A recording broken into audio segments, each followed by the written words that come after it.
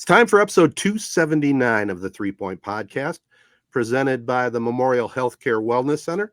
Check out memorialhealthcare.org for everything they offer. Sign up also for the October 21st Go Green, Go Blue 5K Run Walk. Also want to thank our local partners, AZee Branding Solutions, Jacobs Insurance Agency, Kori and Associates Real Estate Services, Nelson House Funeral Homes, Rivals Taphouse and Grille. Brand new menu there, by the way. Had a lot of fun at their soft opening. And Success Group Mortgage and Servicing. We have a special guest on the pod, part of Jacobs Insurance, Noah Jacobs, the winner of the recent Marquette Marathon. And we look forward to talking to him. But as we always do, guys, let's play a little catch up. And got to start with Matt. He's on again, back now from another Disney vacation. Another Disney vacation. Before I kind of give a quick rundown of that, I wonder, you mentioned we're having Noah Jacobs on later.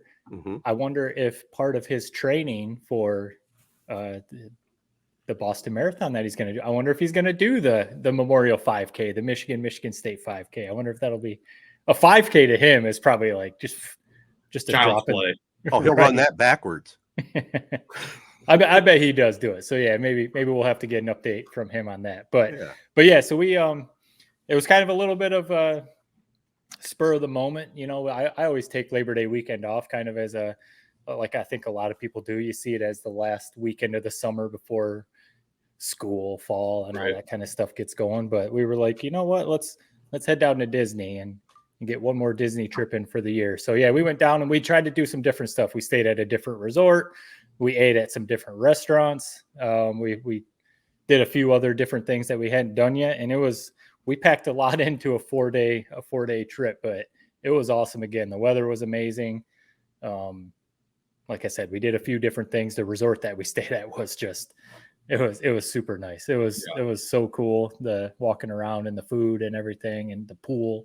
So, yep. Awesome. Again, just another amazing Disney trip. Can't recommend it enough. Jared, you got to get down there. I know. What are some of these new things that you did, and what are some of the things that are kind of you do every time you go to Disney, like clockwork? I mean, going to a couple of the parks, you got to do like the clockwork thing. The resort was one of the new things. So we stayed at, it's called Port Orleans. So there's two of them, Port Orleans, French Quarter, Riverside. It's set up like you're in New Orleans. Sounds awesome.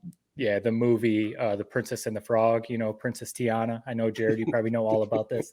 But so it's themed after her movie. Like the room was all princesses. Yeah. There was a letter from Princess Tiana and all that. So my daughter's all about it. But yeah, it literally, I've never been to New Orleans. It felt like you were literally in New Orleans. Everything is authentic to like you're in New Orleans. It's on a river. There's a riverboat. The food is all like New Orleans type of cuisine and stuff like that. They have normal, like other stuff too. So that was a different experience, just walking around there and stuff. We ate at a couple different restaurants, like I said, that we hadn't done, character restaurants where like Mickey and the gang are there. They come up to your table, you get pictures and all that kind of stuff with them. The thing at Epcot that I think you and your girlfriend, if you ever went, Jared, that you would absolutely love, Ted, I mean, you guys too. At Epcot, you could do the like around the world thing, where you literally go through and there's like, you walk through the world basically. And you like Mexico and then Norway and then Australia, France, awesome. Italy. And in those sections, there's little shows and, the drinks, the food, everything is authentic to that area. What's super cool too, is the people that they get to work there are from those countries. So when you're in Italy, you're talking to and getting served by people from Italy. So, that makes it a little more authentic. So when we were in there, we tried a few different drinks and stuff that we hadn't tried, stuff like that. So it's just so fun, man. It's just like, everyone's like, not everyone, you see some meltdowns and stuff, but for the most part, everyone's happy and having a good time. And, the weather's good. So. This is a big miss that there's not, is there a Ratatouille restaurant? There is. There's a Ratatouille restaurant and a Ratatouille ride also. That's gotta have the best food in the world, man. It really does. Or else it's a disappointment. Yeah. We haven't done that yet, but that's one on the list. So yep. Again, I could go on and on about this, but we don't want to drag on. We've got a lot to get to. Another great Disney trip. Did you guys have a good Labor Day weekend? Oh, I'm gonna blow your guys' mind, I think, on this one, because you're gonna think I was full of bullshit when I said it before on this podcast, but I have booked a trip out west Super Bowl weekend. Oh, boy. I am going out west. Fingers crossed. We don't know if the Lions will make it. It's a long shot of a bit, but I've told you guys, if the Lions make the Super Bowl, I'm going to that city and I'm going to party like it's 1957. And Wow. You come a long way. Remember the days when you used to drive 3 hours to the sports book to place a $10 over bet in the Lions? Yeah. You come a long way since then, man. Yeah. So I have my plane fare booked. My wife and I are going. I just yesterday booked my rental car, and the only thing left is hotels, and I might wait a while on that. But I'm all in on the Lions. We'll talk more about that when we get. Where is the Super Bowl? I don't even know where it's at. Where's Las Vegas? Vegas. You love Vegas. That's why. That's the number one reason that you decided to pull the trigger on this. Well, here's the deal. I'll give you the full scoop.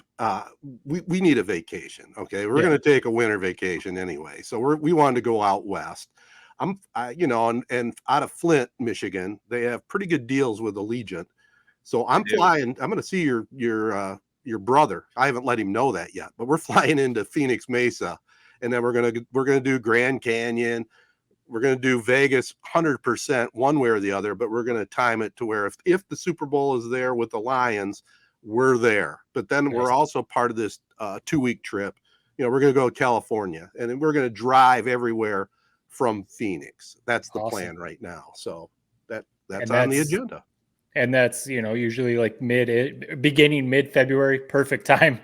Yep. Not to hate on Michigan. Perfect time to leave Michigan, though. Get to that Phoenix, get to that Vegas weather. That'll be an awesome trip. Yeah, looking forward to it. Topped off if the Lions are playing. I mean, come on. Yeah. I mean, just the duality of, man, I can't rub two pennies together. You guys are booking vacations, going to Disney, going to Vegas.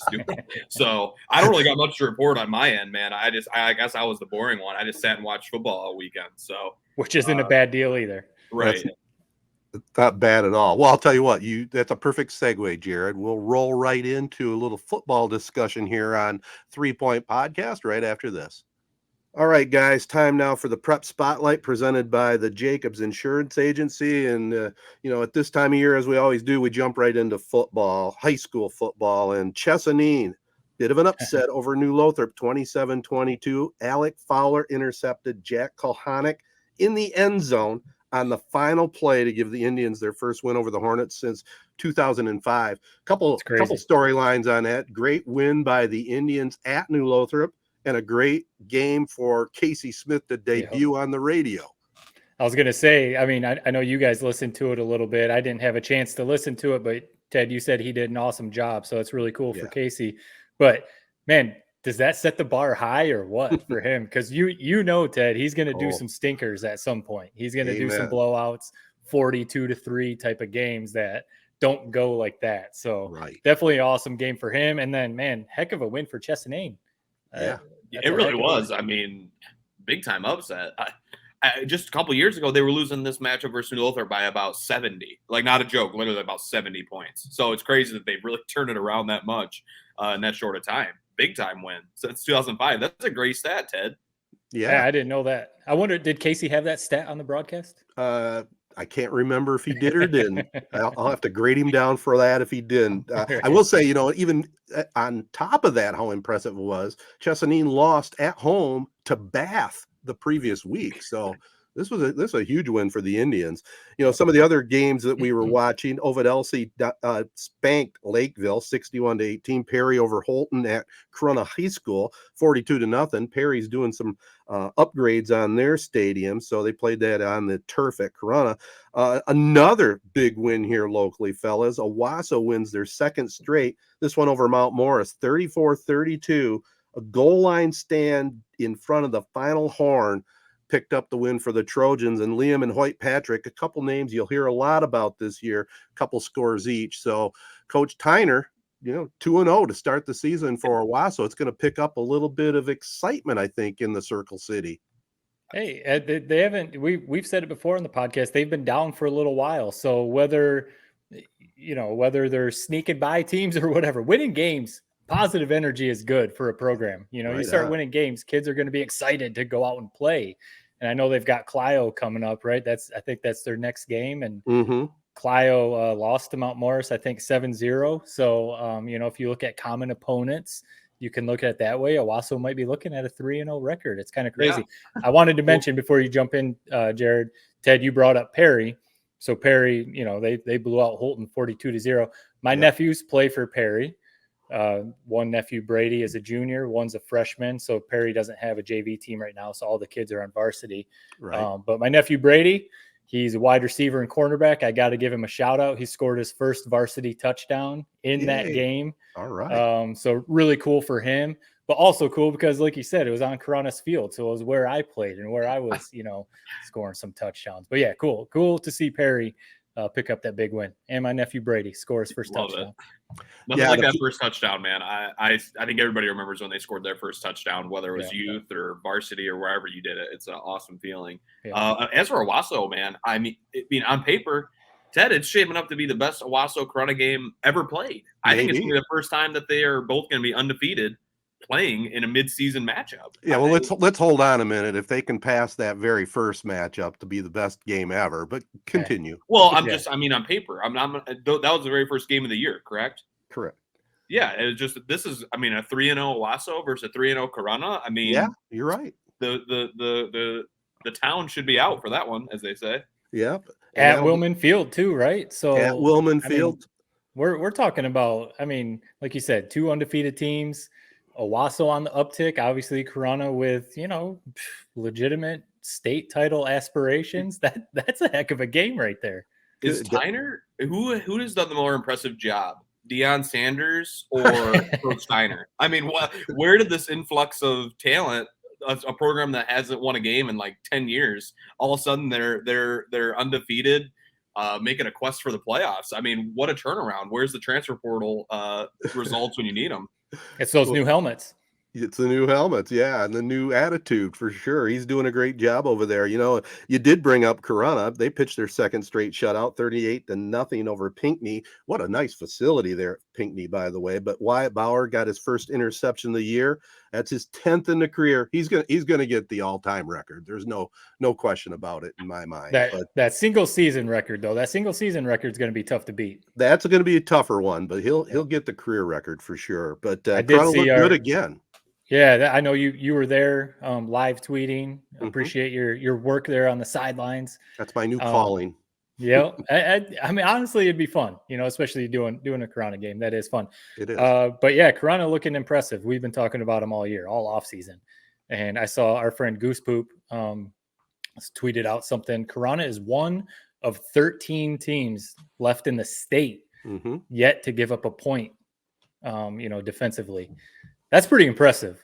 There's a lot. I know it's only been 2 games, but of all the schools in the whole state, 13 are left that haven't given up a point, and Corunna is one of them. So when is that going to come? I don't know. Well, that's a big thing for them. Every team likes to pitch shutouts, and at the game, the backups were all in the game. Corunna was handily going to win the game. Well, Pinckney against the backups drove downfield close to the goal line, and Coach Herrick said, "Hey, we're keeping the shutout." He put his starters back in there for a 4th and goal, and they stuffed them. Really? Yeah.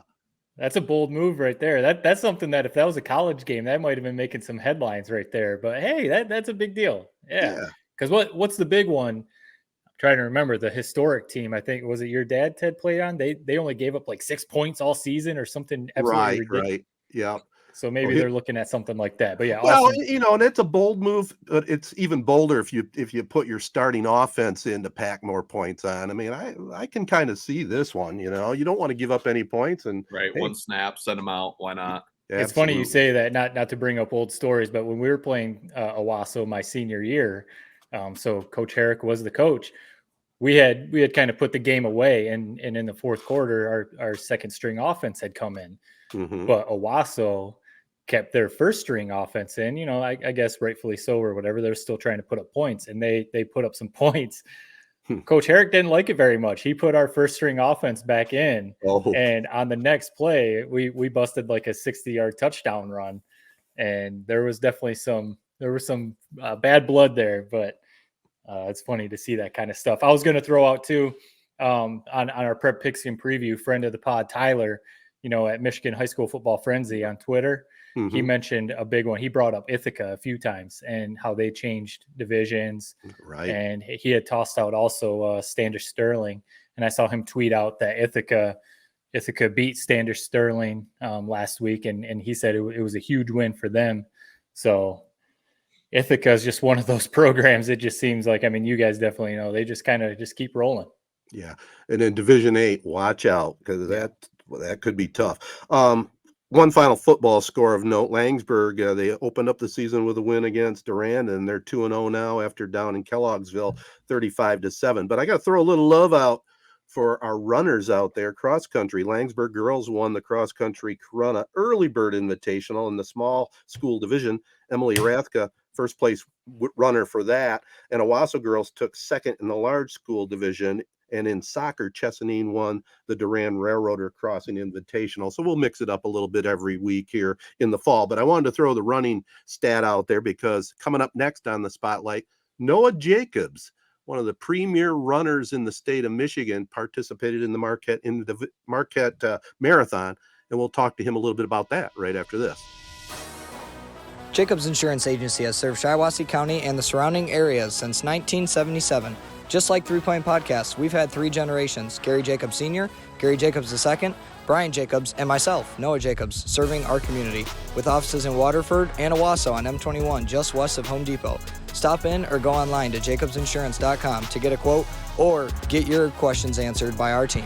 Jacobs Insurance is a proud supporter of our local schools and the proud sponsor of the Prep Spotlight.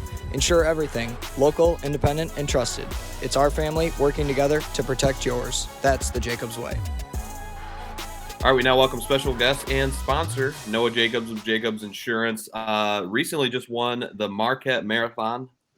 Just what an accomplishment, first off. Won it in 2 hours and 34 minutes. My first question for you, Noah, have you left the ice bath since post-race, or what have you been doing? Yeah, honestly, my body's been pretty sore. It feels like a different group of muscles is picking its turn each day to be sore, to be a bother, but it's kind of slowly gotten a little bit better. My hamstrings and quads were the worst for the start of the aftermath.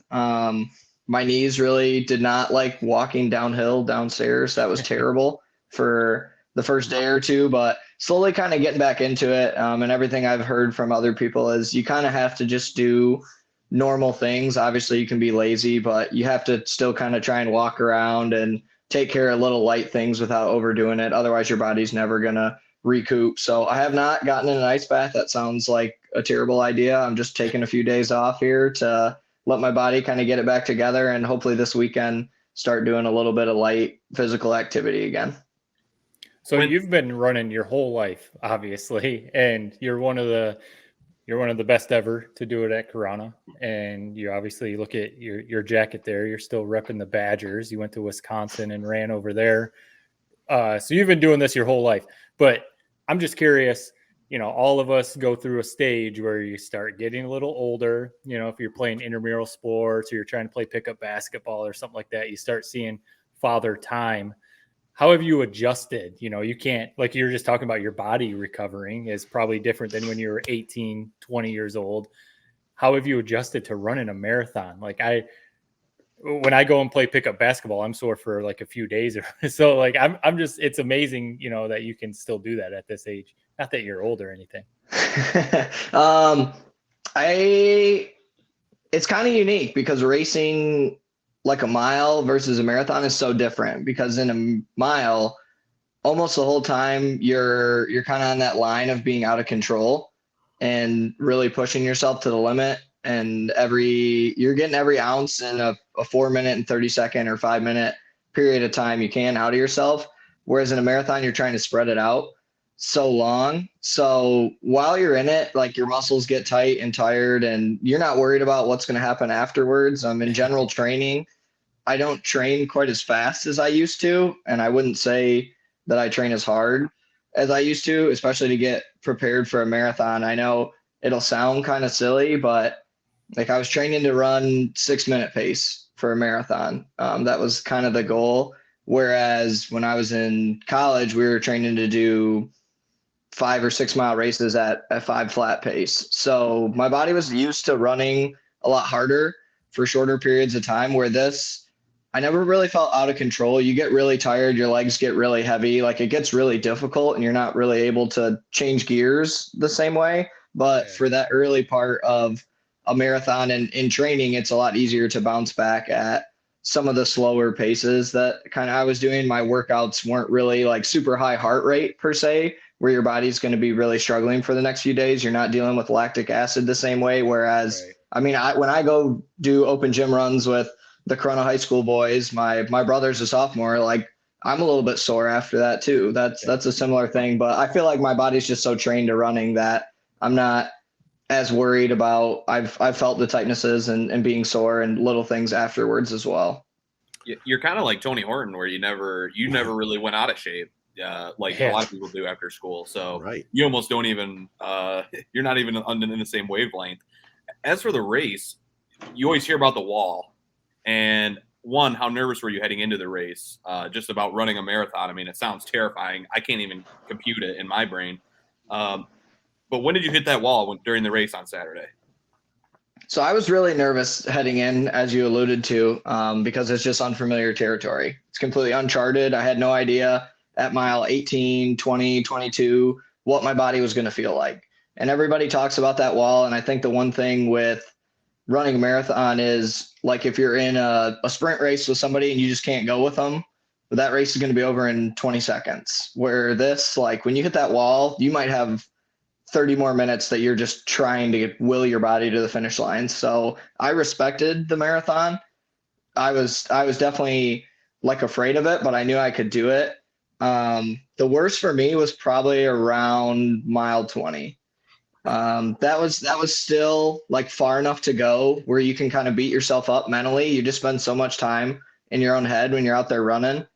And I kind of started to get a little bit tighter and heavier. I ran really well through about 17 miles. I felt like my pace was really good. I was doing a good job just being comfortable in a rhythm. And at 20, I kind of started to really feel some effects of fatigue and was like, oh, this could be a long last 6 miles. This could be really strugglesome point.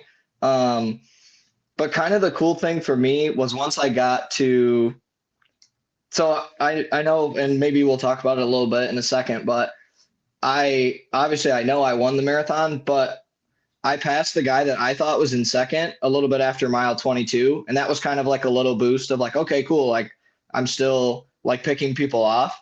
The guy that was in first had like dropped out. Like his body, like he went too hard too early or whatever it is. His body like shut down and he stopped at mile 20. I had no idea. So I was in third place, or what I thought was third place. I passed the guy to thinking I'm going into second, and it kind of gave me a little like, okay, cool. Like you're doing better than that guy. You feel pretty decent. Like you're still kind of holding on to your pace goal. And it wasn't until just before 25, I heard somebody at like an aid station, a water station, say like, that's the marathon leader. And I had to do like a double take, was like, is there somebody else here? What is going on? So that's another boost for you right there, probably. Right. Oh, yeah. Right. So when I hit mile 25, I kind of smiled. I was like, I'm going to actually finish. Like, even if I have to walk, I'm a mile away. Yeah, I can finish the marathon. And my brother, Ben, was at 25 and a half, maybe a little bit over a half mile to go. And I saw him and I ran by and I said, am I in the lead? And he said, yeah, you're winning. And I just, from that moment on, it was just kind of like euphoric. So it sounds like you weren't even in that rough a shape. I mean, sorry to cut you out, but it sounds like you're still talking with half mile to go. It sounds like you were just fine.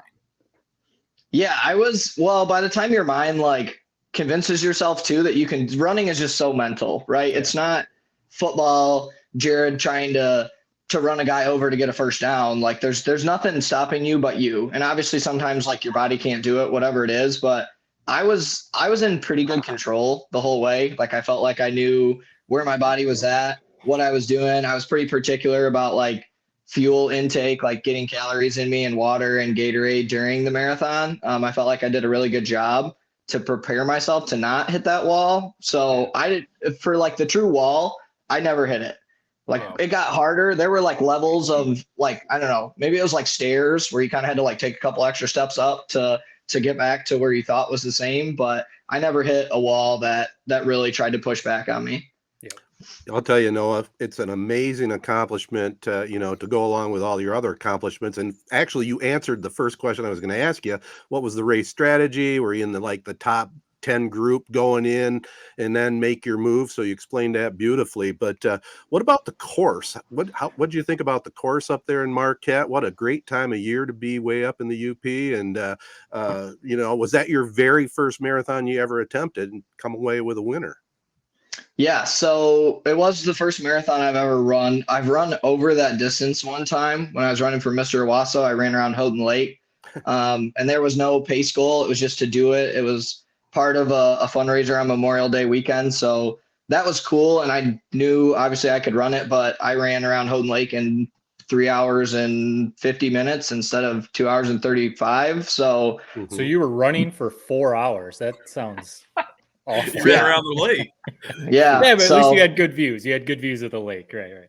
Right. But the course was really cool. So we started along, I can't remember what the name of the trail is, but you start in Ishpeming, which is basically 15 miles away from Lake Superior and Marquette, and you run that trail all the way down to the lake. And the trail was, it wasn't like running the Fred Meyer Clinton Trail in Owasso and you pass through Ovid. Like you're passing through little like old mine areas and cool lakes, and it was really neat running through that. Getting down to Lake Superior into Marquette, running along Lake Superior and then up through Pure Marquette State Park to finish at the Superior Dome. It was, in my opinion, as far as you can go for like a Midwest marathon. That's probably as good as it's going to get in terms of like sightseeing and stuff. I've heard Detroit is awesome, like in the half, especially running the tunnel. Chicago's just a big city marathon. The feel of that marathon would be way different than Marquette. But if you were to run one that this course wasn't that hard and like to kind of get to see something different and get to kind of soak up some of like the nature around you, I feel like this would have to be a very, very underrated marathon. I cut you off earlier, but you were going into what it felt like when you crossed the finish line. What did that moment feel like? You said it was basically euphoric. Yeah, you almost like leave your body. Like you just forget about, for 30 seconds, you forget about like all the pain, like the miles of can I do it? Can I not? What's kind of going on? You just see the finish line, and I could see my brother and my girlfriend just back there. Was really special to think like, you put in weeks, months of training to make sure you're able to do it, and to be able to do it was really cool. And that's not really something I've felt all that much in like high school track and field or cross country, but definitely like a similar feeling to first time I won a state title and being like, oh my God, like you can see the finish line. You set this goal, 5 months ago, like you're actually going to win, like you're actually going to do this. So knowing one, that I was going to finish, that was my biggest goal. I was going to get a Boston qualifier, and then like that I was actually going to win the marathon, and like they were holding tape out for me. I was like, this is just the coolest thing ever. Like just getting to the line, like people actually cheering, you're like, it seems like the most boring thing when you're at mile 14. You're like, nobody's out here. You're just running by yourself or running with one or two other people nearby. And yeah, it's just, like you can't even think really. You're just like kind of soaking it in. And I was just really grateful to be able to soak it all in. It's definitely a unique thing that I would be curious, like the numbers, the percentage. A very, very small percentage of people on Earth have ever experienced something like that, finishing a marathon, winning a marathon at that. That's something, it's pretty unique that you got to experience there. You were talking about the training. I wanted to ask you about that. So I've never really been a runner. Obviously, I played sports my whole life, but I never really ran track or cross country. Even like when we had to run, around the field and stuff at football and stuff, I was never really a big fan of that. But people always told me, you can become a runner. Like anyone can build up to it. Start small and, maybe work yourself up. I have now run a couple 5Ks. But my wife, she recently, it was a couple of years ago, ran a half marathon at Disney, and her and a friend did it, and they got on like a training program. She had run a bunch of 5Ks, 10Ks, but she knew it was different to train for a half marathon. And she talked about, like, I remember her telling me about the training program. And so she would try and encourage me and be like, you could do this. Like, look at my program. Like, you could build yourself up to this. I trained, I did it was like a through the woods type of course one time for a 5K. And that was very different than like running around on a road. I wasn't prepared for that, to be honest with you. Like, I had just been running on tracks and, on the streets and stuff. And then I get up in terrain and out in the woods. And I was like, I don't think my legs were prepared for that. So I say all this to ask you, the training part, for anyone out there listening that's like, this is crazy, I could never run for 4 hours. Like, that just sounds insane to me.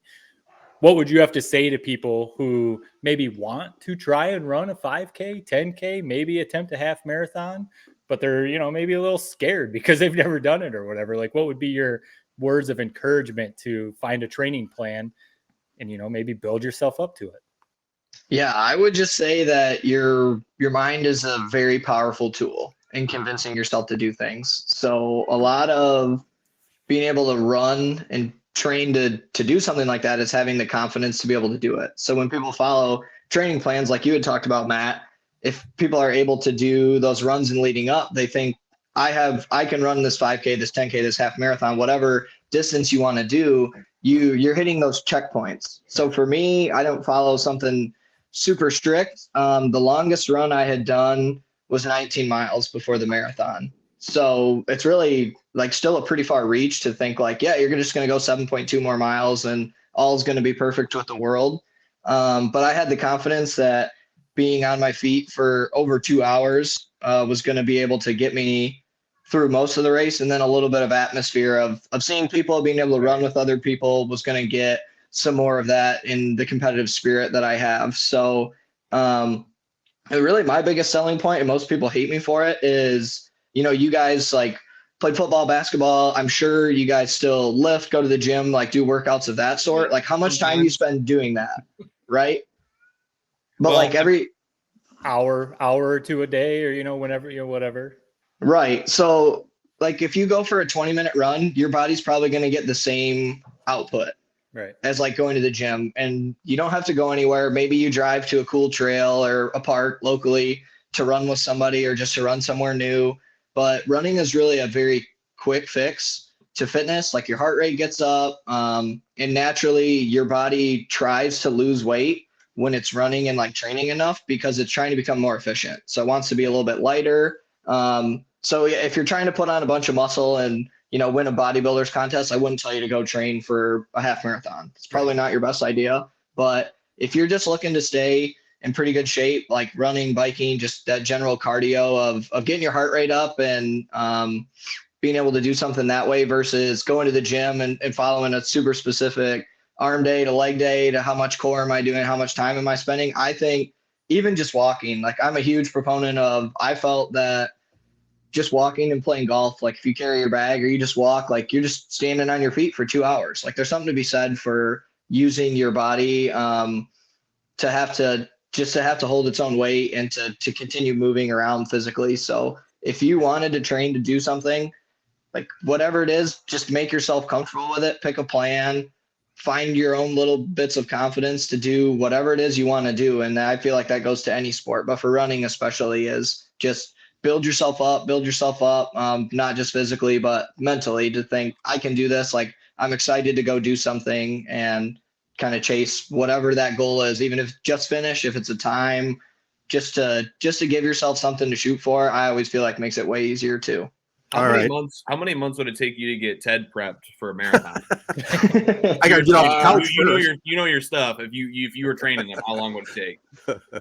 So just for Ted to finish a marathon, I think probably if Ted wanted to do like an early spring marathon, like if he wanted to do something in like May, I bet he could do it. I mean, It wouldn't be the prettiest thing, but if he just started and every day was, even right now, it's like, okay, 5 days a week, you're going to run and walk. And you're going to go on minute intervals. Like at some point you get into more. Now, I'm not saying Ted is going to set the world on fire or he's going to run every step. Like you're going to get your water stops and get to drink water. But like Ted could finish a marathon, assuming his body didn't get hurt during training, in probably 7 or 8 would. months. Like a UFC fighter, he's got to pull out. He'd first have to go to Memorial Healthcare and get himself a couple new knees. Yeah, Maybe. yeah. Hey, at least I You got never one know. artificial hip. Hey, let's let you out of here. No, I got a question. It kind of got hidden a little bit, but man, you qualified for the Boston Marathon. So what about that? When is it? What are your plans? Just about the Boston Marathon, being able to run that's incredible.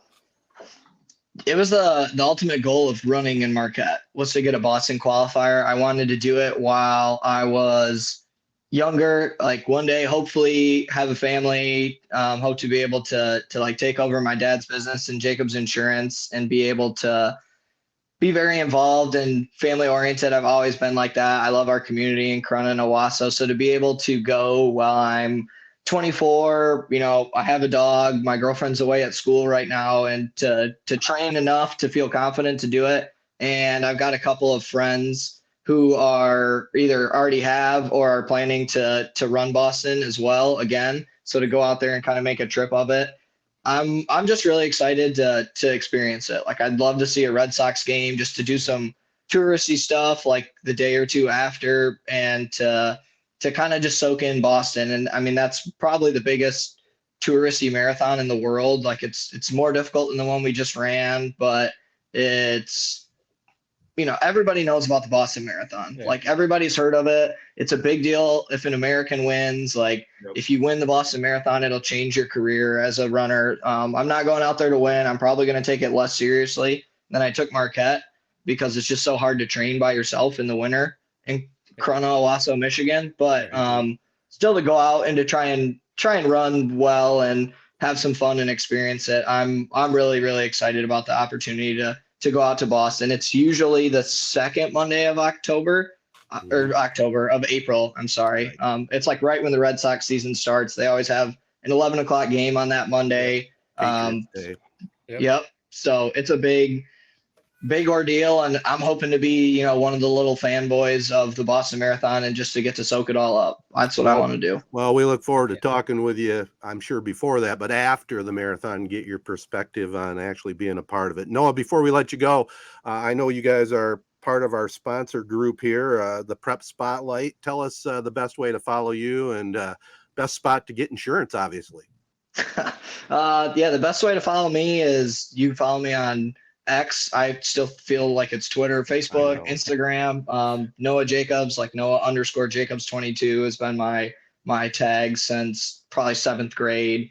And Jacobs Insurance, I'm not like a huge like salesman in terms of pushing and numbers and stuff. I just appreciate the stuff that you guys do. And I think that once you are able to contact us with any questions, with any help you might need, you'll see kind of our service and ability to feel like you're a part of our team, our family speaks for itself. So you can find us on our website, jacobsinsurance.com. You can check out our Facebook page. You can just find me on social media and shoot me a DM. Like I'm very casual about it and trying to help the next day when I get in the office. So I've learned a lot from my dad and my uncle, both other Corunna graduates as well. Very proud to stay in the community and hopefully, if you ever need anything insurance wise, you can figure out how to find me via our website, via an email. And I'd be happy to help, be more than willing just to talk to you and see what the situation is. And if we can help, it's always a big win.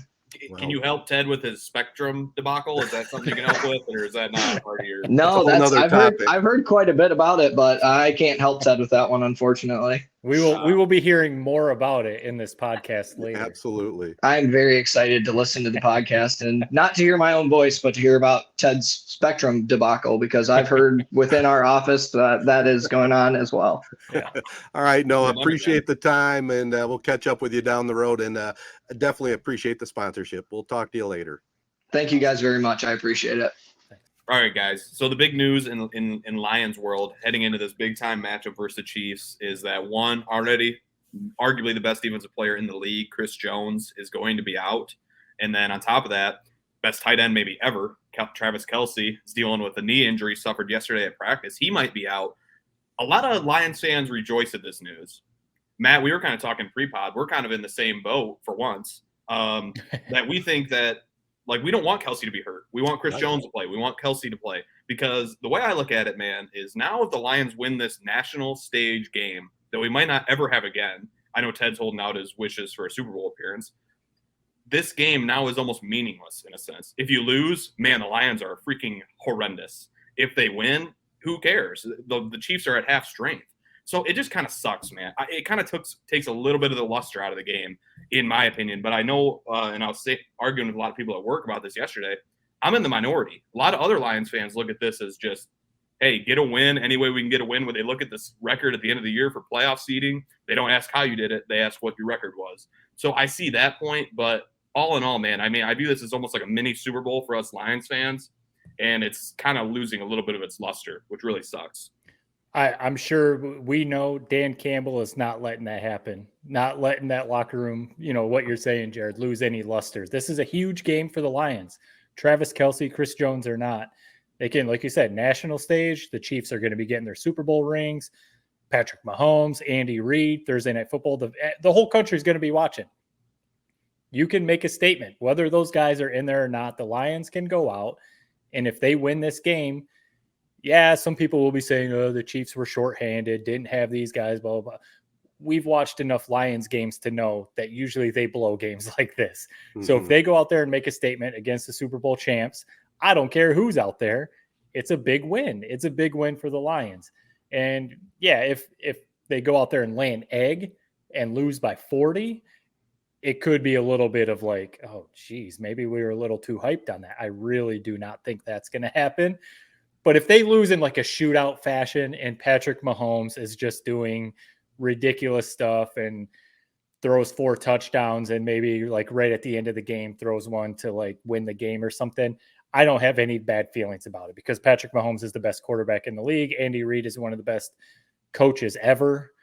And, you just tip your cap, man. The Chiefs are still just really good. So basically that's why I just hope they don't go out there and lay an egg. Don't go out there and get completely doors blown off against a little bit of a shorthanded team. And don't make yourselves look like a laughingstock. I don't think Dan Campbell's going to let that happen, though. Mm-hmm.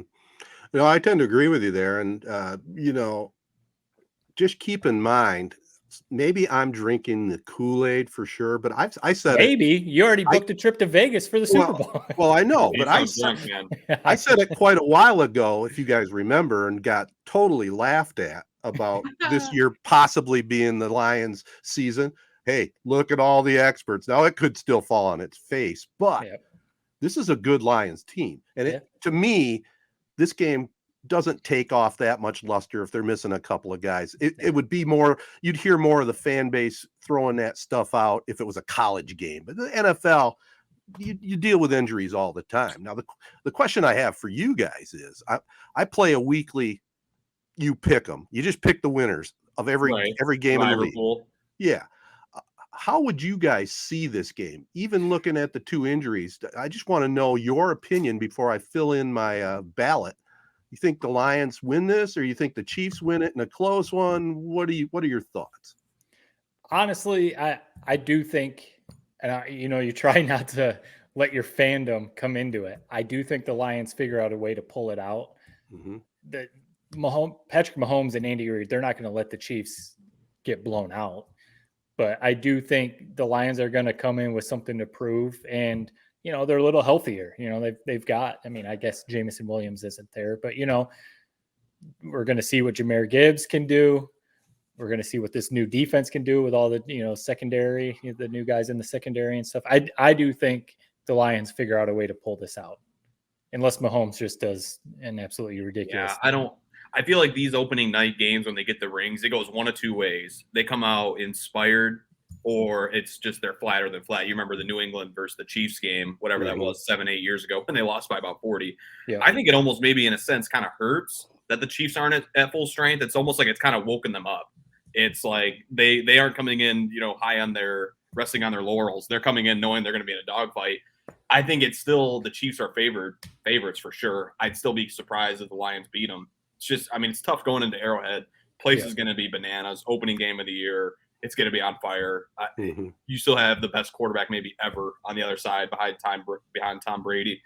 It's going to be a tough win, and I think that's kind of maybe my overarching point on why it's a bummer that Kelce is out. Is it's still a really, really, really, really good team, but now people are going to view the Chiefs as this kind of second tier Chiefs team, and I still think they're really damn good. I mean, it wouldn't surprise me if they could win a Super Bowl without Travis Kelce. I know he's coming back, but I mean, I don't put anything past Mahomes. Yeah. Well, that's how I see it too, Jared. In fact, my dream scenario is this: Lions open up the NFL season at Kansas City.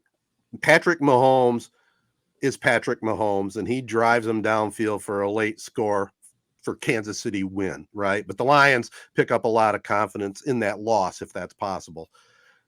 The replay is in the Super Bowl, the Chiefs and the Lions, and the Lions get their revenge. I'm laying it on the table right now. That's how I see it.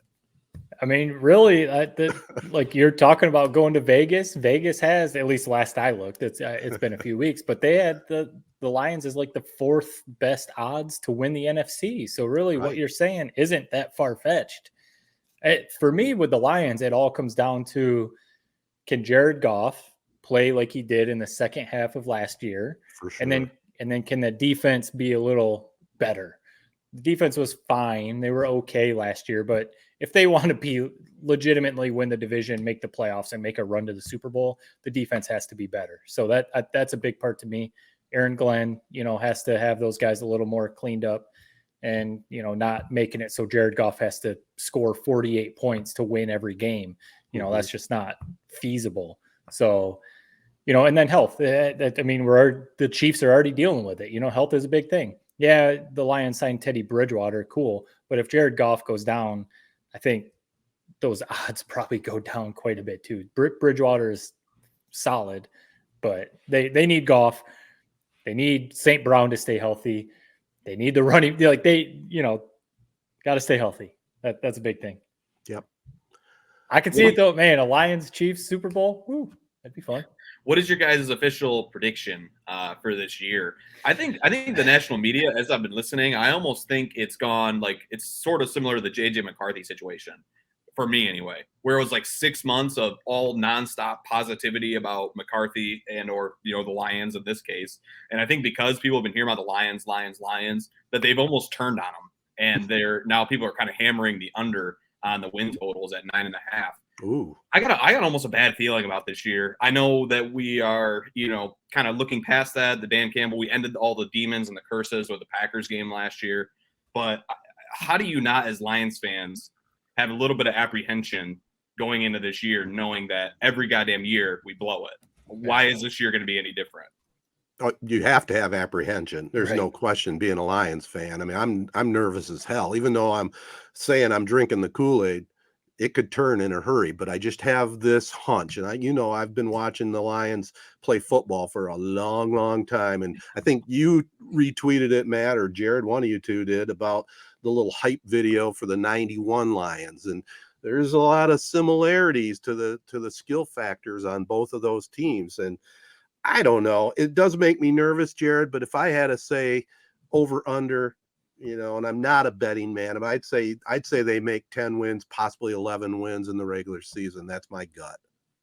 Yeah, I feel like the over feels pretty safe at this point, but it's the Lions, so right. You never know. It just seems like they've kind of put it together a little bit. It helps too that their division is up for grabs. The North. Really any team in the North, I feel like, could win it this year, and the Lions could definitely be one of them. So it is funny you say that, though, because a couple people at work the last week or two have been coming up to me, and like you said, people are getting sick of the Lions hype. Some people have come up to me and been like, man, why are the Lions getting so much love? It's the Lions. Why are people talking about the Lions so much? And I'm just like, trust me, I get it. I agree. But then I try and say, but I think they've actually put together a solid roster. I think Dan Campbell's kind of turned things around, whatever else. So, but yeah, you've got to pump the brakes a little bit. Can't be too excited. Well, you talked about JJ a little bit there, Jared. Let's swing over to college football. Week 1, our quarterback had about as good a game as you could ever see. I mean, he throws the ball, at least in game 1. It was right on the money pretty much every throw. Yeah. Honestly, man, I don't know. So I was at Disney, just a quick, I was at Disney. Anyone who didn't watch our reaction video or anything like that. So I was able to get back to our hotel room basically right at noon. Our son naps around that time. So I was like, yeah, I'll go back to the room and I'll hang with him while he naps. And, we'll talk about the whole Peacock streaming thing a little later more.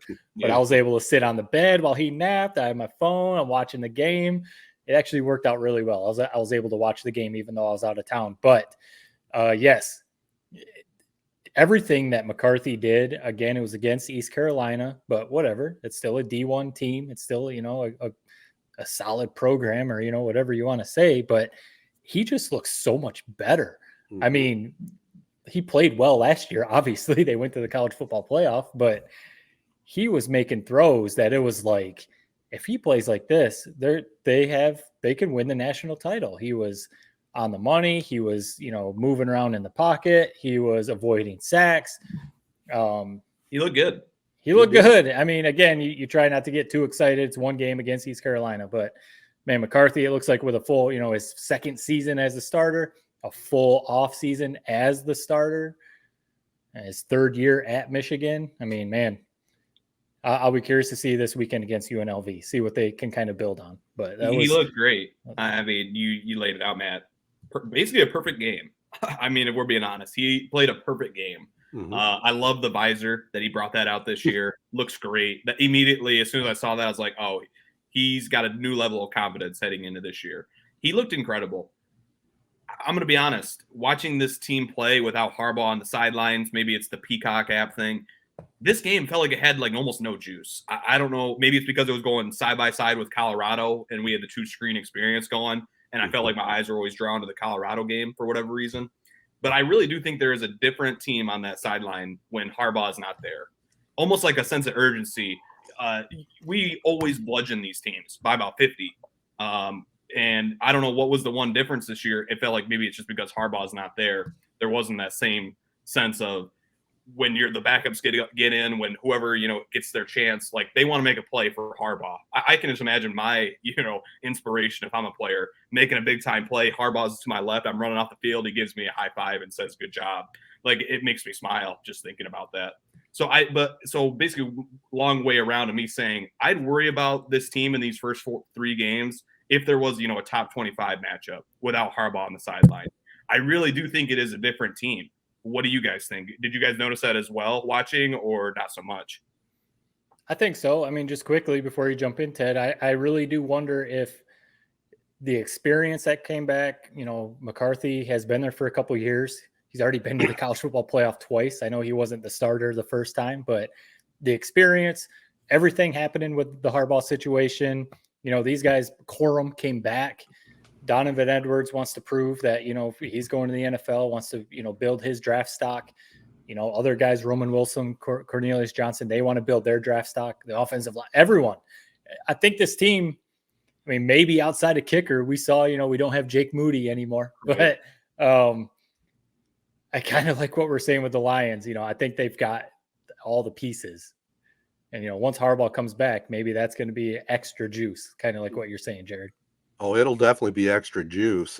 I do have a concern about the kicking game, though. I mean, they did win a couple close ones last year with Moody, and they better shore that up real soon if they're going to make it to the college football playoffs. But looking at them, every other position, and the way they play, it's definitely a playoff team again. We'll see what happens. They got to play the games, but definitely impressive. I'm gonna say something dumb. I know it's dumb. It's a bit of a hot take. I'm going to say it. It's dumb.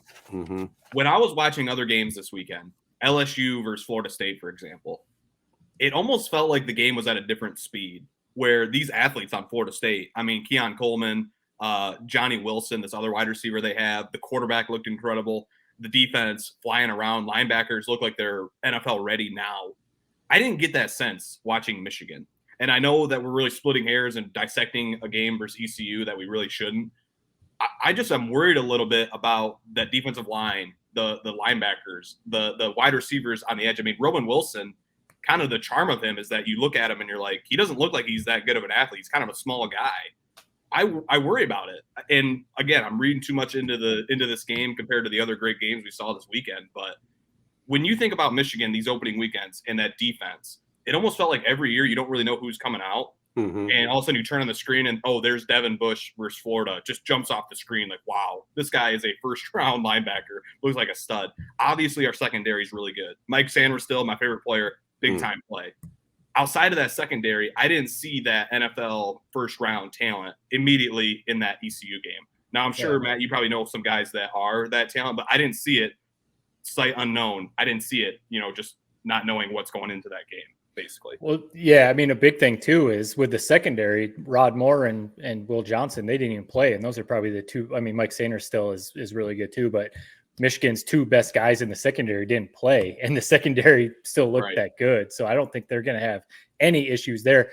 I did see, I read something, and one of my friends was at the game, and he texted and he noticed they were rotating. I kind of noticed too a little bit, but they were rotating a ton of guys on the defensive line.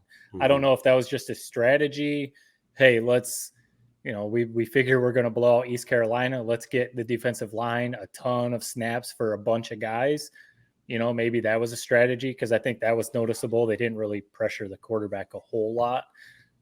But honestly, the defense, whether it's, whoever McDonald or now Jesse Minter, who was the acting head coach, the defense never seems to be an issue. I don't know. I'm not too worried about the defense. Whether it's Chase Winovich coming through, whether it's Rashawn Gary, whether it's, then Aiden Hutchinson, they always seem to find pieces on the defensive line. I'm not too worried about that. I get what you're saying, though. I feel like that's been something people have said for a while about Michigan when they watch SEC games and then they turn on Michigan, Penn State.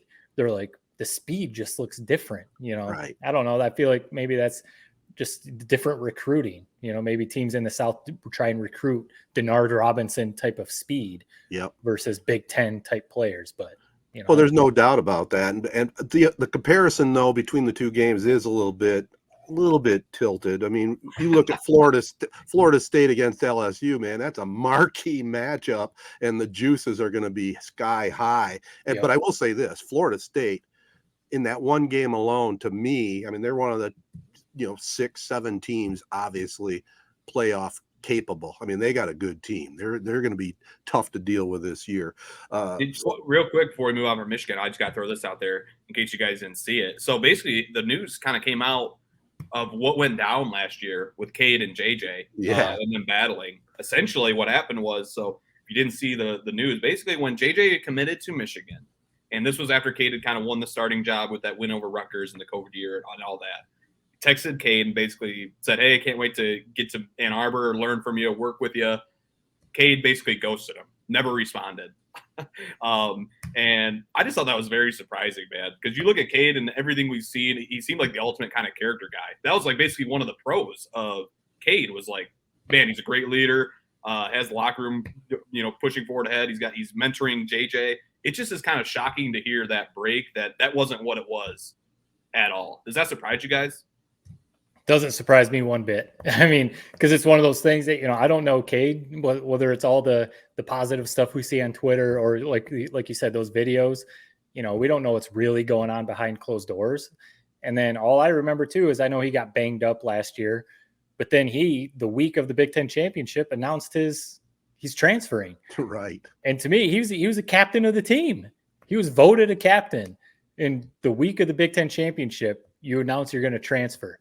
To me, that's just like, even if you are going to transfer, man, wait till after the Big Ten championship. Wait till at least, that period between that game and the college football playoff to say, all right, I'm going to go. I got to find my place, the team I'm going to. He wasn't even on the sidelines for some of those games at the end of the year. I know, again, he was dealing with an injury, but stuff like that made me say, something's up. Like he's not happy here, something. So it didn't surprise me. Yeah, and again, we're not in a court of law.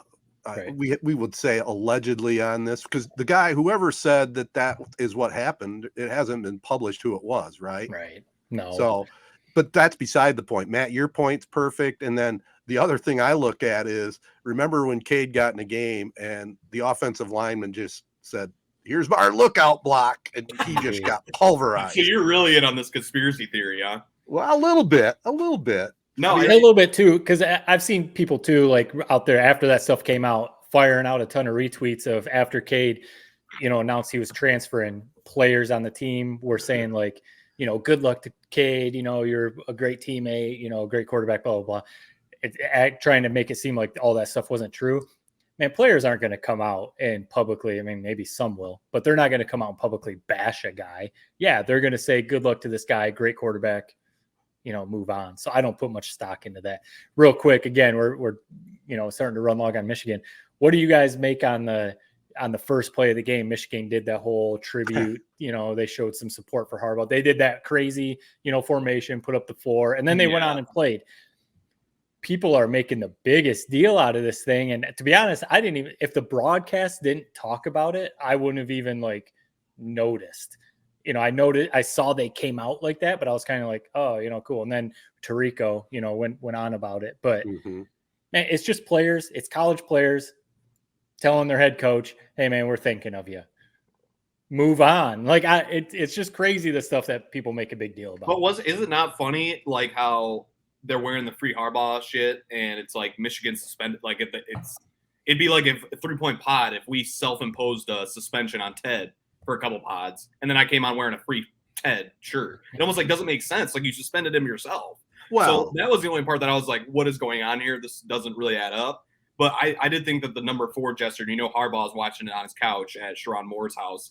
I thought that was a nice gesture, but in terms of the whole free Harbaugh shit, I didn't understand it. I understand it. I mean, it's, even though it was self-imposed by the university, it was a free Harbaugh directed at the university administrators, wasn't it? That and the NCAA, who was still kind of investigating him. I think it was maybe just an overall telling everyone, move on from this. Yeah, it was that simple. The people that argue that, it's self-imposed. Well, look, they're just saying they want their coach back. That's all. Right. No big deal. No big deal. Yep. We're excited though. Michigan look good. Yep. UNLV this weekend. They should. I think the over/under was at 57.5 or something like that. I mean, hopefully same deal. Well, 35-point blowout win, hopefully. Absolutely. And over in East Lansing, Michigan State opened up with a kind of a yawner, but they woke up just before halftime, picked up a 31-7 win over CMU. Quarterback Noah Kim looked okay at times, but you can't help but wonder what went on with Peyton Thorne leaving and Keon Coleman. I mean, I didn't realize he was that good. I mean, he had some, he played well against Michigan last year, and he had a couple other, pretty big games. But he didn't necessarily look like that, in East Lansing. I don't know, Jared, and I'm really not trying to take a shot at Michigan State, but Jared, you mentioned watching Florida State, LSU, and noticing a difference in the speed.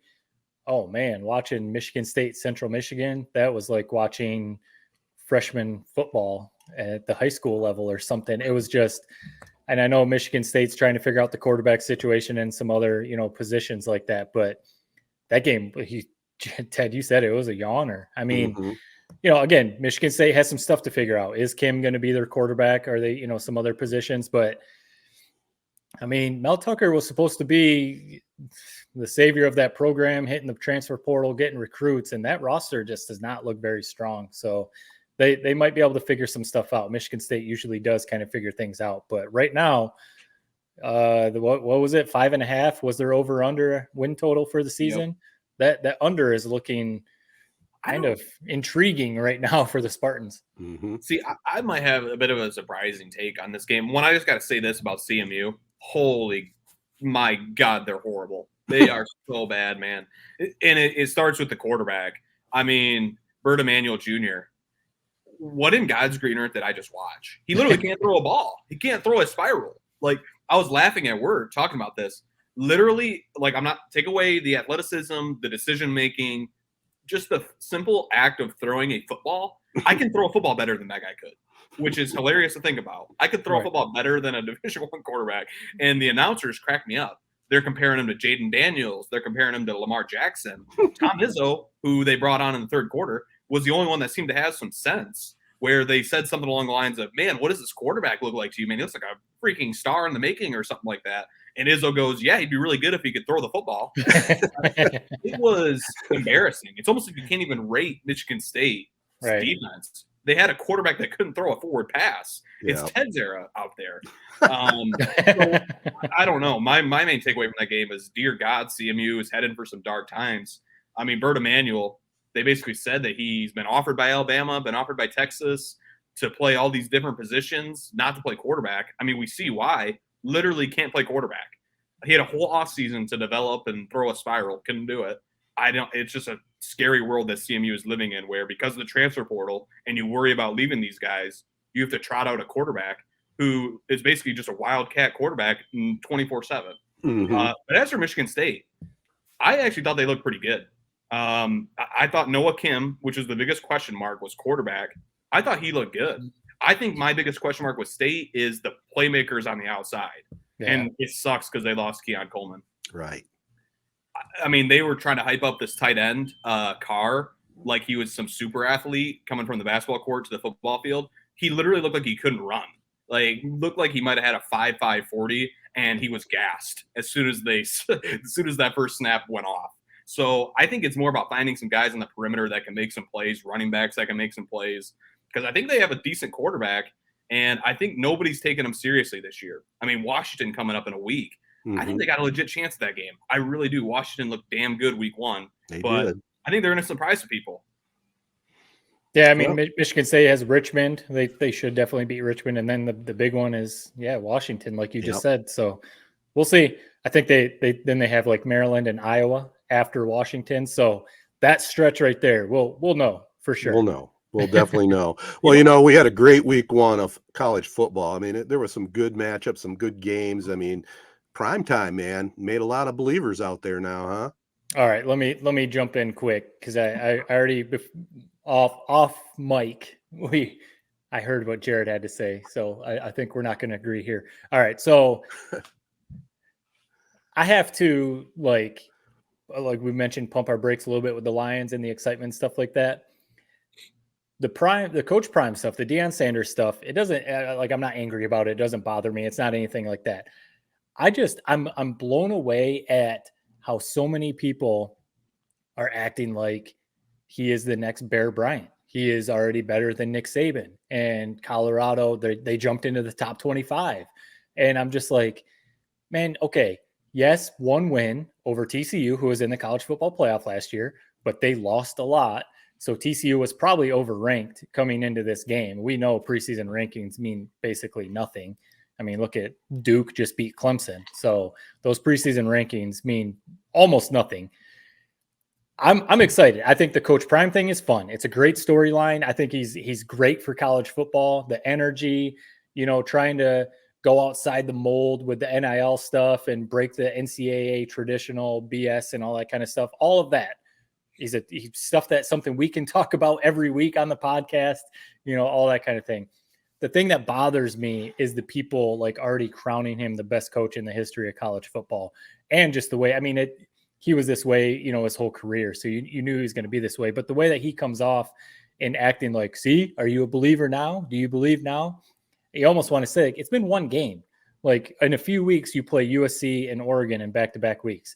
Let's talk after those games. Let's talk, 4, 5, 6 weeks into the season and see where you guys are at. That's the only thing that bothers me. It almost like he's almost like in the media and him, they're almost like treating it like discrediting Nick Saban, Kirby Smart, Jim Harbaugh, people who've been doing this their whole lives for years and years coaching. And he's coming in acting like after 1 week, a win over TCU, he's got it all figured out type of thing. It's almost like, like the get off my lawn type of thing when you've been working at a place for a long time and the young, fresh out of college person comes into your workplace acting like they know everything. And you want to be like, I've already been working here for 15, 20 years. Don't act like you've got it all figured out just yet. Maybe it's something like that. I'm excited. I think it'll be fun. Let's see how the season goes. I don't know, man. Here's the thing with the backlash, kind of, in what you're saying, and the disrespect to Saban or coaches who have done it a long time. I don't think he's necessarily disrespected anyone. I think he came in, realized, hey, I'm on a clock. I got to turn this thing around. Coaches are given, we saw with Rich Rod, maybe you give 4 years, maybe you can turn something around. You got 3 years to start winning at a big time level, or you're gone. I have no problem with him coming in, cleaning house. Clearly they were horrendous last year, and it's a totally different roster this year. but a lot of guys, like we saw on College Game Day, Corso is coming after him, like saying how this is like, it's not right what he did. You know, we all saw the video of him when he first addressed Colorado saying, you know, he's got luggage coming and it's Louis. You guys might as well hop in the portal now because you're not going to be playing. Yeah, I appreciate that he was kind of straight up with those guys. And this is something that's just, it was such an unknown and such a mind boggler. It was kind of a where were you game. There's only so many of those every year. I mean, you think of Michigan games in my lifetime. I wrote down a quick list of games that I feel that way about. I mean, you had Michigan versus MSU 2015, trouble with the snap. You had the under the lights game for the first time. You had Michigan, Ohio State 2006. You had Michigan versus MSU 2021. You had Michigan versus Ohio State 2021 and 2022. In my life, those are the only games I would pencil in that category. You know, and then on the national level, you got games like, you know, Clemson used to play Bama in the college football playoff. You know, Texas is back versus Notre Dame all those years ago. Manziel versus Bama both times. Clemson versus Bama, as I already said. There's only so many of those games every year. And Matt, maybe this is kind of affecting your view a little bit, is that you were on the Peacock Disney train, weren't able to maybe watch every second of this game like I was. Yeah. I mean, this was an incredible feat. They looked freaking impressive. Number one story, Shadur Sanders. We talked all offseason about McCarthy's performance against TCU. And he went out and lit J.J. McCarthy's performance on fire in his very first Division I FBS game. It was just, I couldn't take my eyes off the screen watching this team, their white jerseys, primetime, the halftime interviews, perfect. The post-game talking to the reporters, basically asking them if they believe. If they don't believe, he's not answering your question. I loved it. Ted, I'd be curious to hear your thoughts because you're kind of the college football hierarchy, you know, the patriarch on this podcast kind of. What did you make of that? I thought it was incredible. And I didn't necessarily think he was what Matt said. Basically, I didn't think he was making fun of or discouraging other college coaches with how he did it. I just think he did it his way, and it's making a lot of people look stupid, and people don't like that. It's kind of weird that usually I have a solid take, but I understand both sides. I mean, let's see what he can do midway through the season where he's sitting at. Yeah, he got the big win against TCU, and the whole primetime hype train is rolling.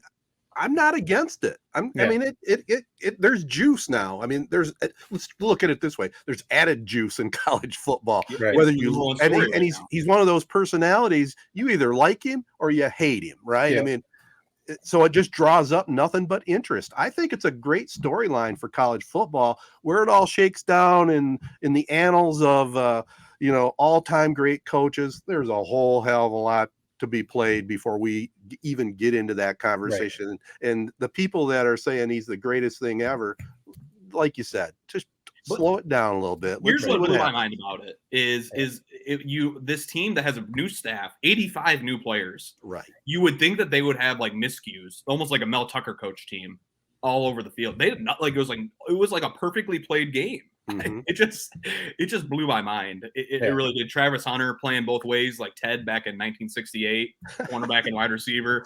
I mean, that was very impressive. It just was. You nailed it, Ted. It's the number one story in college football right now. I can't wait to watch that game. It'll continue to be, as long as, even if they do end up like a 500 team, people are still going to be talking about Deion Sanders and what he's doing with Colorado. I think in part because kind of everything you said and what I do appreciate about what he's doing it his way, and he's doing it against the traditional ways of college football. And, we've talked about whether it's with the transfer portal or the Jim Harbaugh investigation BS and all that. The NCAA is just a mess and a joke.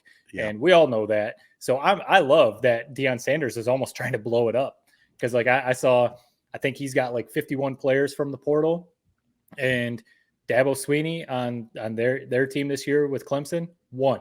Ooh. And he's one that's been against the portal, vocal about even against NIL and players getting paid. And, coaches like Jim Harbaugh and Deion Sanders, they're all about their players getting paid, and they're all about, getting revenue sharing and the transfer portal.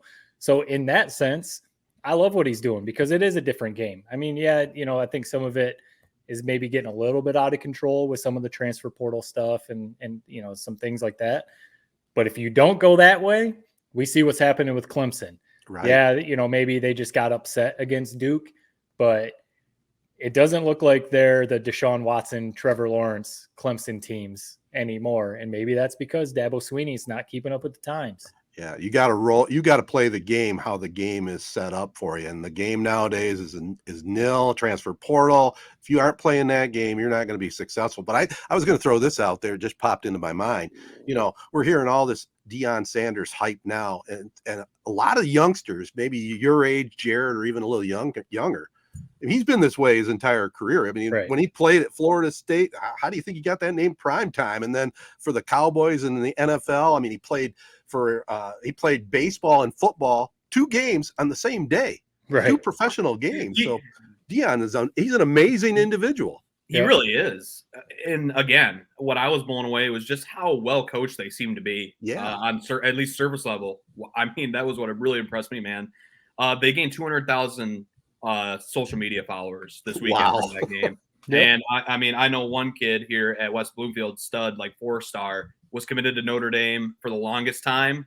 Deion goes to Colorado. He flips basically that day to Colorado. He is going to be a problem. I mean, I didn't expect them to be a problem this soon, but they are going to be a problem for the foreseeable future in college football. The biggest thing, what it'll come down to, he's going to get talent. I mean, you just mentioned it. A kid flipped immediately. I mean, even Nebraska with Matt Rule. Matt Rule's a proven head coach. You know, Nebraska, you know, maybe they're a little down this year or whatever. Let's see him against Lincoln Riley and USC. Let's see him against Oregon in, you know, some of these big time games. Even they play Clemson later in the season, so we'll see how that goes. But you know, let's see some of those games. Yeah, you know, TCU, I think they were, like I said, a little overranked. But like we said, if anything, it's fun to talk about. Absolutely, something we can talk about forever. And if they go out there and beat Lincoln Riley and USC, oh boy. I've got 2 quick little general kind of college football comments. Tell me if you guys follow. One, did you guys notice that the more commercials? That was a big topic of debate on Twitter. Basically, for those who don't know, the first down marker, or the first down rule, where basically when you got a first down, the clock would stop in college football. It's no longer a thing, just like the NFL. Till the last 2 minutes. I think we were all okay with that. Like, whatever. It's not too much of a difference. All they would tell us about how the game was going to be shortened is how, it's only 5 less plays. Right. What they didn't tell us is that game time was basically going to be just replaced with commercials. Yep. And the game was going to take just as long. I don't blame the TV companies. I don't blame anybody for doing it. It's the world we live in. It's just a bummer to kind of see that play out the way it did. And we're complaining. We're bitching. I'll watch every second of college football. I did all weekend. So it's not really that big of a deal. But did you guys notice that as well? Or am I just a sheep seeing things on Twitter and following it? Real quick, I right when I said Colorado plays Clemson, I knew that was wrong. They play Oregon State later in the season. I knew they had like one more pretty big game in Utah, not Clemson. But the commercials, I've never really thought they were an issue. I don't know, maybe it's because I work in TV and I maybe that's something with it. But I've never thought it was an issue. More, less. I just know commercials are there. You just got to deal with it. If you're watching on TV, you're going to see commercials. Well, we get college football on television because of commercials. There's no getting around that. But I do agree that watching a game, you know, without being able to flip, that's when you really notice it. Yeah. And so, or if there's a big national game on, you want to watch the game, there's nothing else on, and you got to sit through those commercials. It does seem like, you know, they shorten the game as far as plays, but the length of the game with commercials is the same. So it's dragging out a little bit longer. I agree with that. Yeah. You said you had a couple takes. And then number 2, this is a good one, a positive. The Post Malone Something Real song is the college football anthem. I tell you what, they nailed it this year. A lot of times with that quote unquote anthem, it's horrible. It's a song that's, you know, either been on the radio for the last year and you're sick of it, or it's some new song that you never heard of and it sucks. They nailed it. It's college football in a song. It's so good. The promos that they run coming out of breaks or going into break, I'm like watching it with my jaw on the ground. Like, give me 30 more seconds of that commercial, then let's get back to the actual game. I love it. It's just perfect. What did you guys think of that song? Same thing. Well, Solid. we'll see if it's the same 12 weeks from now, and we've heard that 100 times or whatever. But right now, it's great. Absolutely. Before we move on into Tedtertainment, which I think, and it is a longer podcast, but that's all right. It's the start of football, and we'll have some hot takes in Tedtertainment. I just wanted to throw out a quick thought, guys. We are in an era right now. It's a transitional time in sports. I mean, you got the Major League Baseball pitch clock, college football, as we're talking about, the clock runs on first downs, eliminates plays. You know, the commercials do make up for it. There's media wars going on, ESPN, Charter, Spectrum, and we'll talk more about that. And now the mega conferences. You know, we're at a time where it's a big transition. I see it, you know, more than in other years. You guys have thoughts on that, or you think it's just business as usual? Well, I don't know about business as usual because, yeah, definitely a lot of stuff has changed. And there's always been conference realignment, you know, in college football. Like Penn State jumped into the Big Ten in the mid-90s. You know, there's been some other changes like when Maryland and Rutgers came in. You know, maybe not obviously as big as all these mega conferences, like you said, that's being, you know, dueled out right now. I do think a big thing is how the TV game has changed. And we're going to get into that a little more in Tedtertainment. But, you know, it used to be obviously when cable became it, you used to just turn on ABC, right? Every Saturday. Right. And that's how you watched Michigan every Saturday. And then all of a sudden cable became a thing and you had to buy cable if you wanted to watch games on ESPN. But now it's all changing to streaming. So it does seem like there's always been something. Yeah. Like it always changes somehow. Music goes from 8 tracks to records, cassettes to CDs to, you know, DVDs for movies. You know, like there's always media, technology, right. Everything is always changing. It does seem like there's a lot changing right now. Well, on top of that, you kind of brought it up. I mean, isn't it weird watching Nessler and Danielson calling Big Ten games and not SEC games? Yeah. Yeah, like Michigan's going to be on CBS this Saturday against UNLV. That's the one thing, man. That should have been my third point of the weekend. That 3:30 slate, it's SEC, man. It's SEC, it's CBS. It always has been. We'll get over it. Like you said, everything's always changing, Matt. But in terms of that first weekend, and you see this massive production put in by the CBS of like drone shots of Indiana's field, and there's nobody in the crowd, and just that Ohio State, which they don't look very good, by the way, versus Indiana, how the game had no juice, and you hear Danielson on the call. It just rubbed me the wrong way. Yeah, it's gonna be cool to hear him calling a Michigan game, but it's just different. I've always loved that CBS SEC presentation at 3:30. Yep. Amen.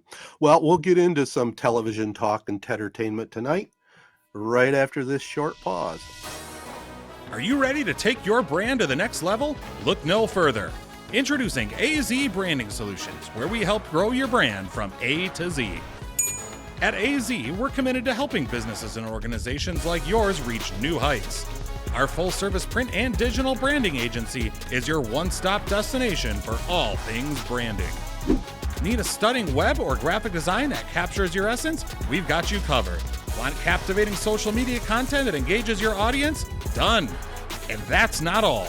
We're experts in video production and photography, ensuring your brand tells a compelling visual story. Plus, we specialize in screen printing and embroidery, turning your brand into wearable art that speaks volumes.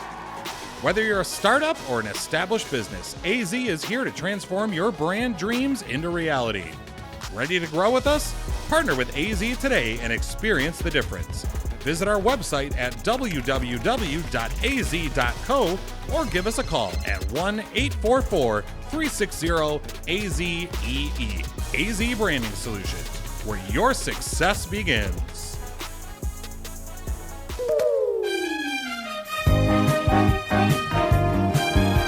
All right, I suppose I should start this because I know we're going to get some commentary.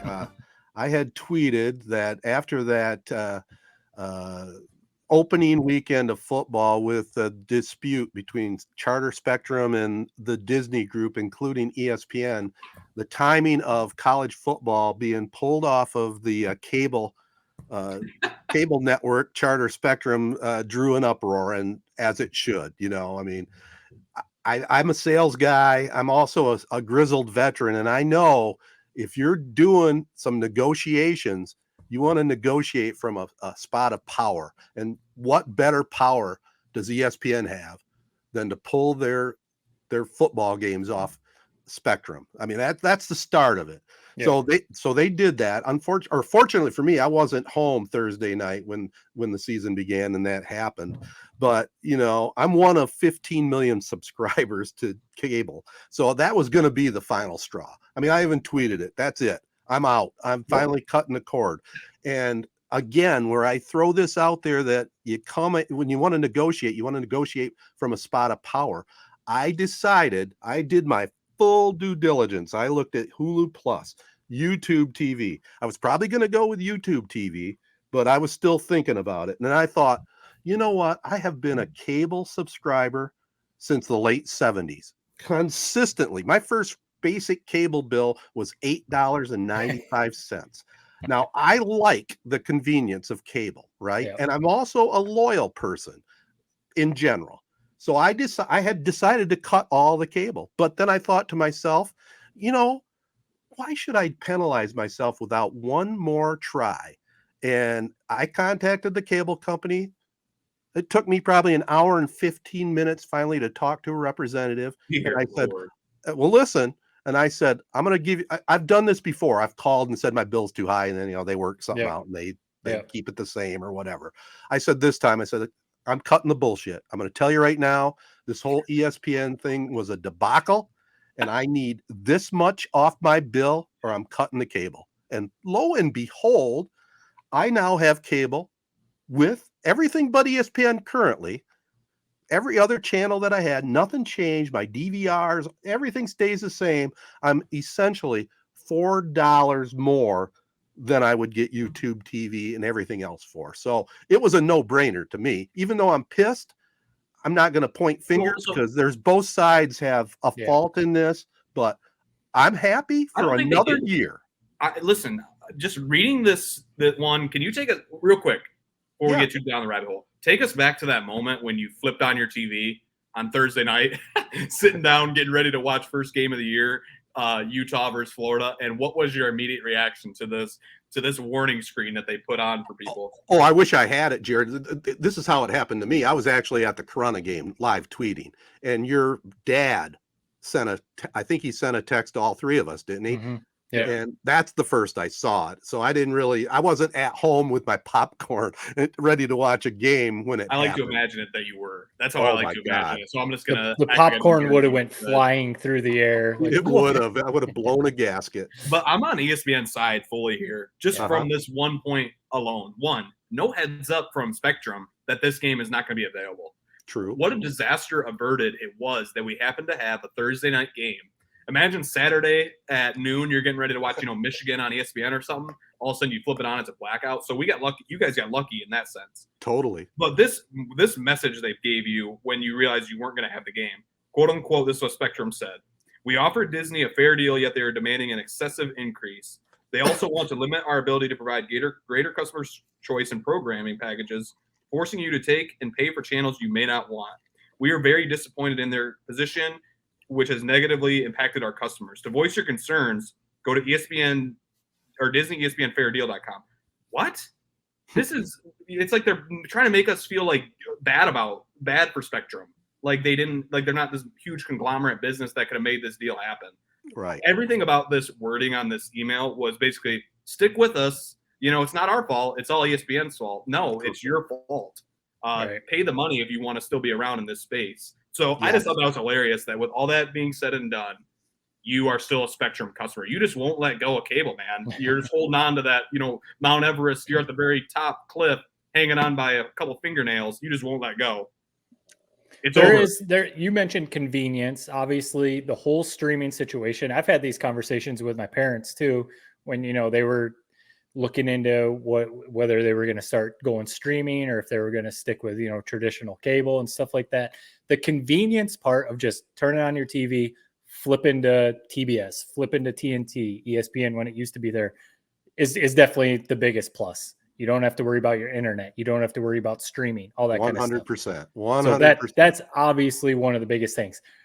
Convenience, though, you had to sit on the phone for almost 2 hours to get this all figured out. If you wanted to sign up for YouTube TV, hop online, sign up, subscribe, download the app, done. So that's one of the big things. Me going back to my hotel, hopping on my phone, turning on Peacock. Right. So that's the other side of the convenience, being able to, when you travel, Ted, when you go out west, if you had YouTube TV, when you go to your hotel room, most hotel rooms have TV or whatever, but you could log into your YouTube TV. Yeah, but I got an account. argument for that. Spectrum has an app. I can watch my local Spectrum anywhere in the country. Right. But you can only watch the local Spectrum. If you had, say you went with Hulu, you'd have the whole Hulu library wherever you go. That's one of the big things with streaming. Yes, once you add on Netflix, HBO, Hulu, Peacock, Paramount, once you start adding on all these streaming services, you basically have a cable bill. But the thing is, I know Spectrum and other cable services do have like on-demand libraries now. Yeah, but it doesn't compare to what you get with Hulu, what you get with ESPN Plus that has all the 30 for 30s. Yeah. Disney Plus that has all the Marvel stuff, all the Star Wars stuff, all everything. You have so much content at your fingertips when you go the streaming route. I've just I haven't had cable in such a long time. I'm just so much more used. Well, let me just throw this out there, guys. I mean, I agree with what you're saying, and I agree I'm a dinosaur. There's no ice age yet, though. I'm hanging on. Wait, hold on a second. I have cable, right? But I also have Peacock now, which I'm going to keep. On my cable, I have HBO Max, Showtime. I have Netflix. I have Disney.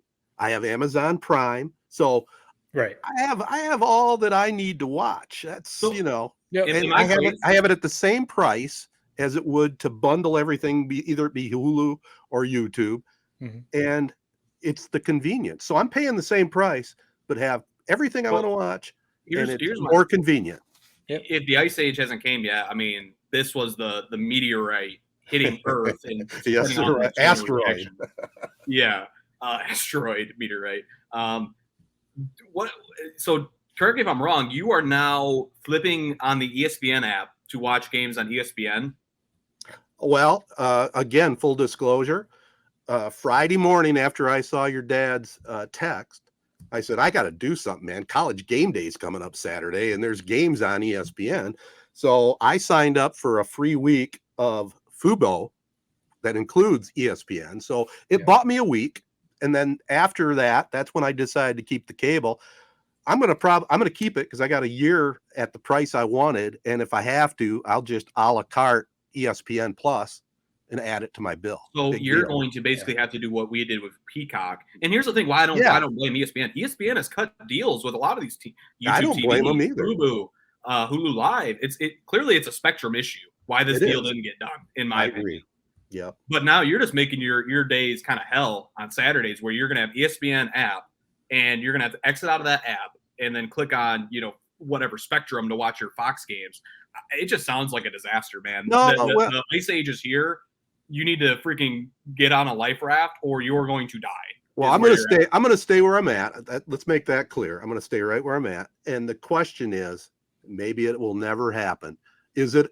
I never say never, but like I told you, Spectrum has 15 million subscribers, and if they don't carry ESPN, if they don't work out the negotiations here, and maybe they won't, maybe ESPN Disney has dug in and said, and Matt, you've talked about it before, it looks like they want to completely stream because they cut out the middleman and they get all the profits. I understand that.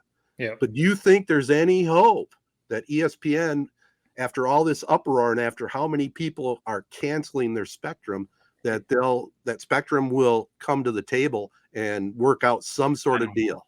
No, we'll see. If I'm ESPN, real quick, Matt, you know more than I do on this. If I'm ESPN, and the way that Spectrum tried to basically make ESPN the villain in this situation, if I'm ESPN and I'm running things, I am saying F Spectrum. There will never be a deal done with you. You are going to die now as a result of it. That's how I would. You could be right. Yeah, and I think the big thing too would be if ESPN sees an uptick in, I mean, like Ted, let's say you had to all of a sudden sign up for ESPN Plus.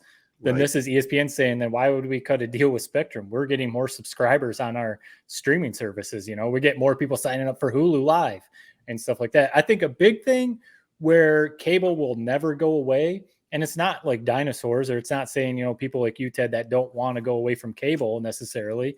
I think, you know, one thing is while you're at home a lot, I know you guys got some trips and you do travel quite a bit, but when you're at home, you know, you've got your cable. So, you know, you're comfortable. You can just flip it on. If there's people who travel a lot, whether for work or maybe they're just people who travel a lot, they don't need a cable bill because they're not home all that much. You know, that's a big thing. But bars and restaurants are something where I feel like satellite or cable may like never go away, because does a bar, if it's a college football Saturday, do they want to have to stream Peacock and ESPN and, you know, get YouTube TV to get that stuff? You know, that's where it does get a little dicey, because that's a big part. That's a big part of the, you know, the sports watching industry or whatever is sports books, you know, out in Vegas, or the bars, Buffalo Wild Wings, that have 7 rivals, Taphouse and Grille, that has 100 TVs and they've got games on everywhere, where they can just flip, you know, oh, go to ESPN2, go to FS1, go to CBS. You know, that's one part where whether it's DirecTV or, you know, whatever, they're always going to have some sort of deal with a linear network, with, you know, a cable company. But it's changing. Like you kind of set it up, you know, a little bit ago, that everything is changing. And it's just something you got to kind of adapt with. It's going to go all-time streaming before long. There's no doubt about it. But let me ask you guys, just upfront opinion. If you could get everything that you can get on Hulu Plus or YouTube TV for virtually the same price, why would you not want to have cable? Now, you have like 5 apps serving the purpose of one app. Like I've been kind of doing talking about? My brain. I don't have this. Really? I mean, okay. So let's go through what you did this weekend. I laid it all out. You signed up for Fubo TV. Yeah. You had to get the ESPN app, or you? No, I didn't. It comes with Fubo. Well, you're going to have to in a week. Okay. You still have Spectrum. You were on the phone for an hour and a half with Spectrum to get your deal cut. To save $50 a month, I think it's well worth an hour. $4 more than what you would have just paid for YouTube TV. And what Matt said, a painless sign-up process that takes 2 minutes. I mean, Matt, am I crazy? This sounds like maybe the worst time spent in my lifetime to save no money to make your life 10 times harder. An hour and a half of time to save $50 an hour, $50 a month. And you didn't even throw the part out there. And this is not a diss at Bally. Bally isn't included in YouTube TV or Hulu Plus. Right. It's a good point. It is on Hulu Plus, though. You sure it's on Hulu Plus? Yeah, because I don't have Bally Sports Detroit, but down here I have like Bally Sports South. So the local Bally's are on Hulu. So you would have Bally Sports Detroit if you sign up for Hulu. Not to try to get you to sign up for another Disney platform, but no, I didn't see that. You're doing a service here. I mean, I'm sorry. Like we said, you're the cable guy. You know, right. Jim Carrey, the cable guy. That's you. I mean, dude, the way Spectrum's going, it wouldn't surprise me if he's coming to set up your cable. But you got to just let go. I love your commitment. But you just gotta let go, man. You're holding too tight. You're gonna crush it. I'm holding out. I'm holding out. There's hope that ESPN comes back to cable, and then I'll be laughing at all of you. And they may, you know, maybe Spectrum does come back or whatever. I would just be surprised maybe with Spectrum specifically. It seems like they might be out with them. That relationship may be burned. But you know, like I said, they're always going to keep some sort of, like I said, whether it's DirecTV or AT&T or something, because of bars, restaurants, you know, the hospitality industry. That's such a big thing. But you know, I just think I'm with you that the convenience of having your cable in your living room or your man cave is nice. Flip your TV on, there you go. It's good to go. You're not relying on an internet, you know, service for that. I just the convenience of having the apps, you know, being able to hop on, you know, you could have, now that you've got Peacock and Michigan State, Washington play on Peacock, you can have a game on your TV, say it's your laptop. You can bring up Peacock on your laptop. You can have Michigan State on that. So you're not having to do the flip around. You can have multiple screens going. So yeah, that's true. That's an option down the road. I'm sticking where I'm at right now, but definitely things are changing in the media world. We agree with that. I guess my one question would be, what are you going to do? So your 7-day free trial is up. So what are you going to do? Well, my next move is I'm going to do another free week because I'm going to sign up under my wife's email. Dude, this is unbelievable. No, it's a simple sign up. Simple. I guess. Like you talked about. I hope you forget about it, and it's going to charge you the $75. Oh, no. I won't forget about it. He's going to be asking for your email login in 2 weeks, Jared. No, actually, I already thought that out. I'm going to do one more free week of Fubo, and then I'm just going to get the ESPN Plus app. That's all there is to it. Hey, I'll end this with a pot. You make too much money, man. You sound like me. You make too much money to be doing this nickel and diamond crap, man. Just let it rip. Yeah. Saving the $50 a month for a year, when you add that up over a year, that's a decent chunk. That's a vacation right there. Absolutely. I will end this on a positive, more entertainment type of topic. But since I did sign up for Peacock, there's more than sports, and I come across a show that I really enjoy. I watched the free sample before you could sign up for Peacock. I had Peacock, whatever it's called, not Plus, but I watched Poker Face. And I don't know if you guys have heard of that, but it's a pretty damn good show. Heard of it, but yeah, it's kind of I know. What is it? Yeah, I don't know. It's a mystery. It's a mystery of the week series. It stars this lady, Natasha Lyonne, and every week she stumbles into some kind of murder, and she has a special power where she can tell if somebody is lying. So she solves these murders, and it's really well done. It's before your guys' time. Columbo used to have a show where he was a detective, and they would show you the murder at the beginning and then show how you solve it through the rest of the show. And that's what this is like. So it's really well done. They got a lot of guest stars, that are maybe a little long in the tooth, but they come in. It's a good show on Peacock. So I recommend it. Poker Face. There you go. All the people that signed up for Peacock for the Michigan game, now they can watch it. There you go. So it's not all bad. All right, guys, this has been a fun one, a long one, but it's been a lot of fun. Let's wrap this up and get out to our regular day. This has been the 3 Point Podcast presented by the Memorial Healthcare's Wellness Center. Make sure you sign up for a membership, get yourself healthy, and sign up for that October 21st Go Green, Go Blue 5K run walk. And like we talked about, I'd assume Noah Jacobs, our guest. We want to thank him for joining us again, but he'll probably be a part of that if he's around the area. We also want to thank our local partners, AZee Branding Solutions, Jacobs Insurance Agency, ironically enough, Kori, Shook & Associates Real Estate Services, Nelson House Funeral Homes, Rivals Taphouse and Grille, and Success Group Mortgage and Servicing. Don't forget this week's Z92.5 Castle Game of the Week will be Hazlitt at St. John's. Should be a pretty interesting matchup coming out of the Capital Area Conference area.